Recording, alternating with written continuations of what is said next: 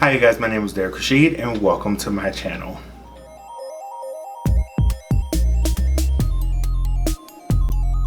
Here we are for another episode of 90 Day Fiance, Happily Ever After, ? So this episode takes off with Michael. We are back in Nigeria.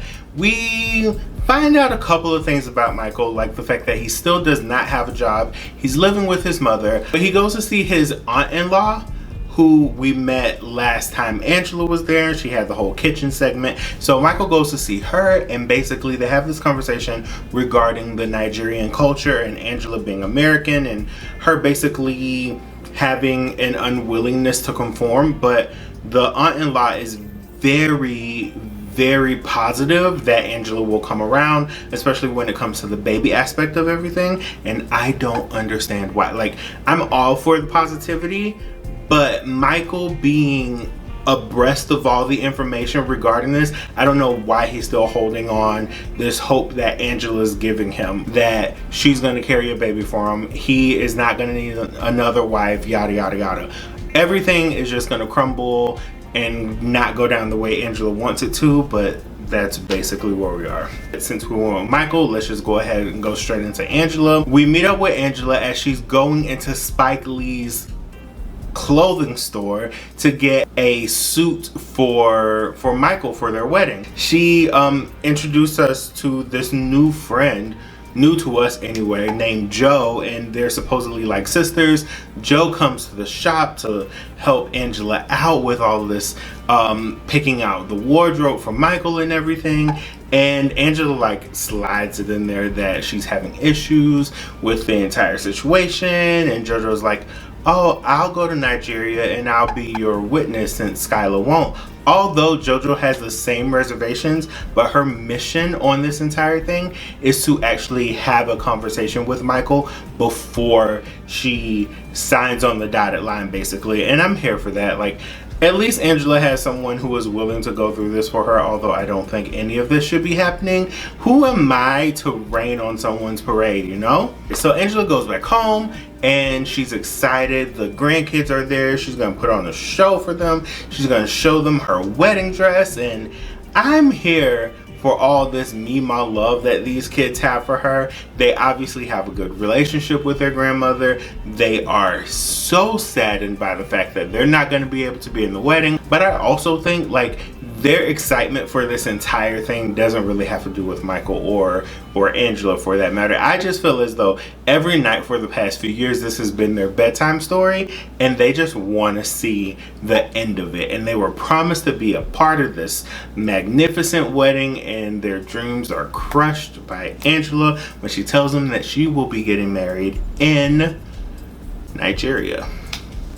We meet up with Colt and Debbie this time. They are in the living room playing with the little cat, and we get this whole background story on the cat and how Larissa bought the cat, and Colt still loves them regardless of who bought the cat anyway, and it's just completely unnecessary.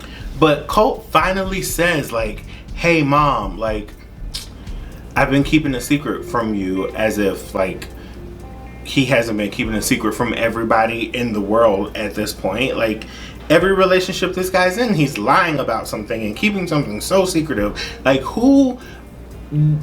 This does not help the image that you're painting yourself out to be. So he ended up telling Debbie about Jessica, why do I keep calling this girl Jessica? Whatever. He tells her about her, tells her she lives in Chicago, she is Brazilian, and Debbie is like, okay, you don't need to do this. She starts asking questions about their future and what's going to happen, and Colt tells her about how she's currently here on the J1 visa, and when that expires in about 6 months, she doesn't have interest on really coming back, although she definitely threw out the K1 visa to him in different kinds of visas, but whatever.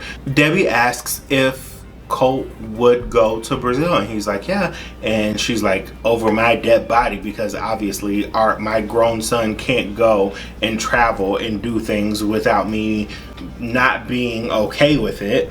Colt then decides that he finally wants to take some Portuguese lessons online, which I'm gonna say gets interrupted by a call with Jessica, a video chat where she kind of sort of asks him to buy clothing for her because she needs things to wear to this club bar situation.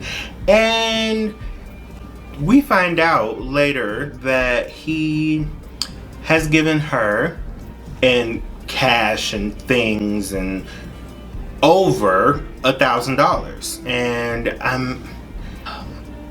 I don't know, I just feel, I don't know what's up with these people and opening their wallets all the time. I don't know. Colt tells Jess that Debbie is also going to come to Brazil when he comes to visit. So not only is he going to meet Jess's family, Debbie will also, and Debbie's taking this opportunity to get to know Jess. But at the end of the day, what she really is impeding on her son's adulthood. It just seems completely unnecessary, but this is not my relationship with my mother. This is Colt and Debbie's.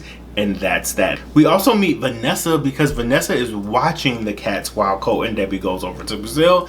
And Debbie is so excited to see her. She is making a steak dinner for them and they're just having a grand old moment. Like, this is the person who Colt needs to be with. But as production being production, they're like, hey, Colt, have you guys been anything more than friends? And Colt has to say, did we sleep together? Yeah. That's not the question that was asked. The question was definitely yes or no.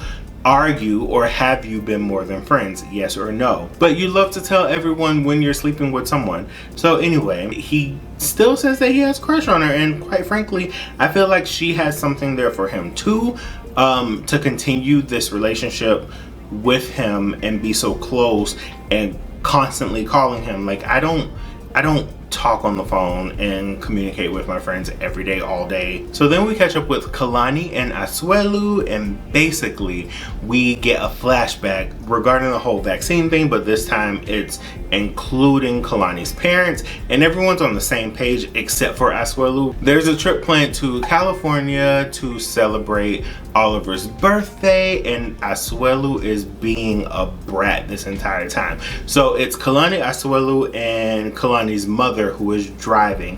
Kalani's in the back seat. She's taking care of the boys. She got one boob in Kennedy's mouth and trying to help out Oliver, and then she's just like, bro, like, can we switch? And he's like, not really.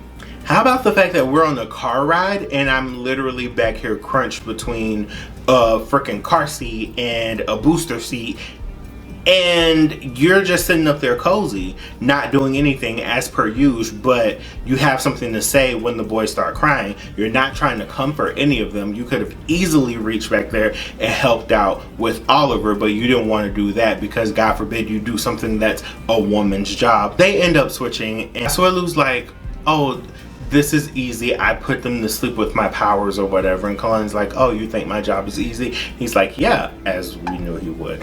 But to do this in front of her mom was an entirely different thing. And they go back and forth, and he's like, I think he called her a stupid bee, and he's like, your voice is annoying, and all of this in front of her mother. And I'm like, Mom, I know you are seething right now. You want to open your lips, you are biting your tongue so hard, and then she just lets it out. You kind of don't respect me, obviously, so are you going to talk to my daughter in front of your mother this way? And this fool says, she is my wife, I'm going to talk to her any way I want to. And Kalani's mom's like, all right, well, talk to her like that in front of my husband. I can't take him. So they pull up into the Airbnb, they make it to California. Asuelu helps, and he takes Kennedy in, doing the very bare minimum. He walks out. Kalani just walks out there, and she's like trying to have conversation with him. They obviously get into it again because it's the whole parenting situation, him basically being not present. He basically gets his whoa, can't say that. Asuelu basically comes back inside, grabs his stuff, and goes, and he gets on a bus with no idea where he's going. Let's see where this is going to take us. Paul and Karini are still in their hotel room, and Karini, she's having like a coughing fit or something. She's like, I need water. And Paul being the genius that he is, he's like, oh, Oh, she's gonna be so surprised that we can drink water out of the tap in America. Weird flex, but okay. They end up going to Paul's parents' house to get his car, and Paul lets us know that his mother, when she gave him back his keys, she took her house keys off. And I'm like, this woman here, like, she is ultimate goals. So he goes to clean out this car, and this car is disgusting.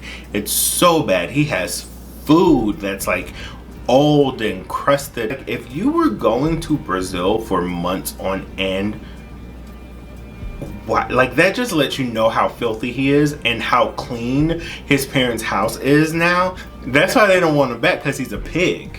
Karini's like, we're not getting in this car, and he throws out the most insane jab about, oh, well, you lived in a wooden hut. We didn't even have a car. And it's like, none of that's necessary to the situation. Your car is disgusting. Elizabeth and Andre are packing for their trip so that they can finally go to Moldova to get this whole entire wedding situation figured out. And they get to the airport, and one of the bags is overweight, and Libby has...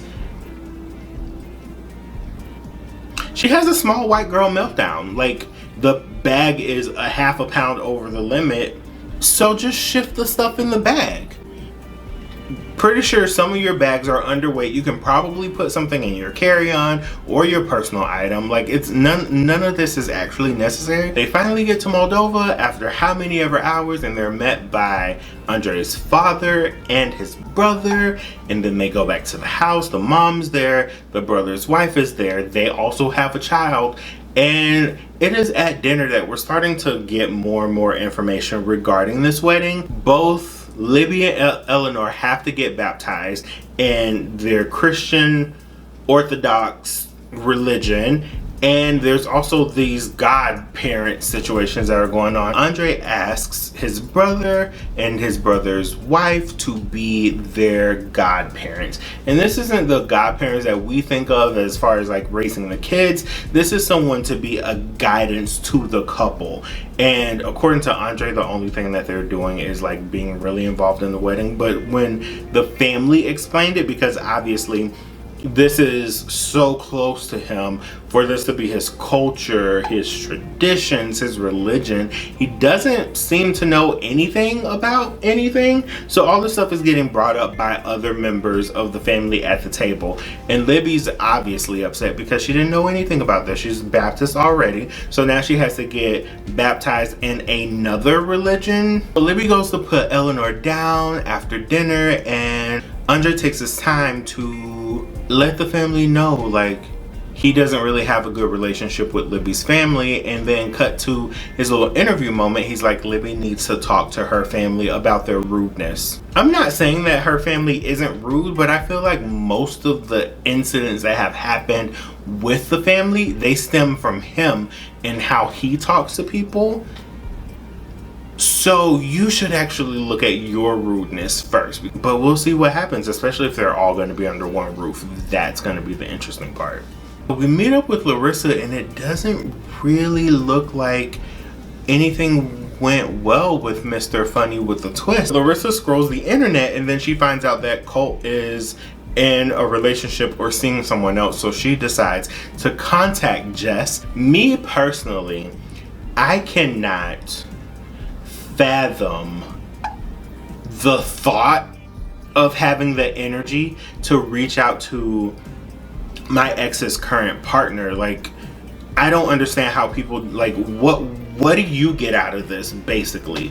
Because it's either going to be one, which she's probably doing revenge purposes to slander him, or two, you're jealous. I don't know, I just feel like that's a lot of unnecessary energy. And she also has to go to the immigration office, and she's kind of scared because she could be getting deported. But based off of the preview, she's not getting deported, at least not anytime soon, because we still have to meet that other guy that's there. So